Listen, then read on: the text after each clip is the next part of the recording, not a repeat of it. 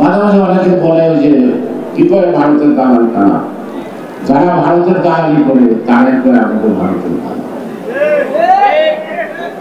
এই যে যারা নির্বাচন চায় না, সংস্কার করে এটা সেটা না, এগুলো তো ভারতের দালাল।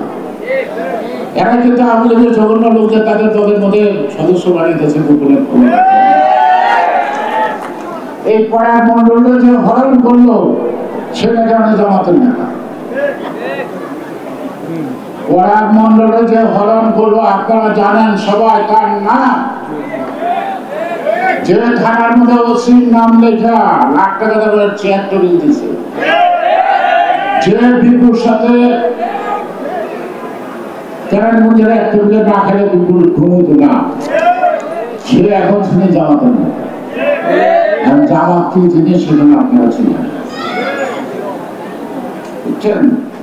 আর জামাত ইসলাম, নুরুল ইসলাম আর মনে হয় এক হয়ে গেছে, কারণ জামাত ইসলাম একবারে যে জামে আসছে, আশেপাশের মহিলারা বলে তোমার জামাই তো 3 দিন ধরে আসছে, তারা তো আঘাত বলে মসজিদে কেটে কিনা নামাজ করতে।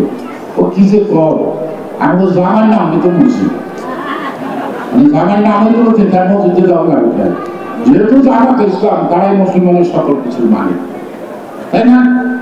তার জন্য আর কিছু করতে লাগবো না, ব্যস্তের টিকিট ব্যস্ত আছে, ট্রান্সপোর্টের নেন, একেবারে সরাসরি ব্যস্ত যাবেন, নিজেরা যাবো কিনা এটা কিন্তু ভালো লাগে, এটা দেখা যায়।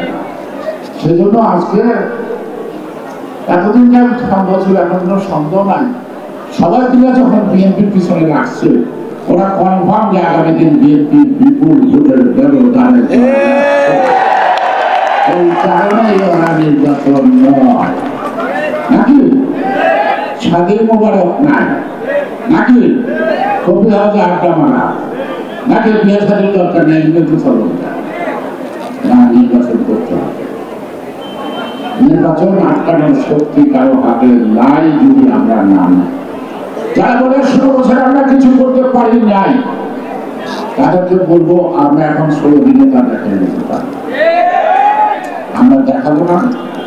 একজন ভদ্রলোক মানুষ ওয়াদা করছে, আমরা তার ওয়াদা সে পূরণ করবে, যথাসময়ে নির্বাচন দিবে, এই প্রত্যাশা নিয়ে আমরা ধৈর্য ধরে রাখছি।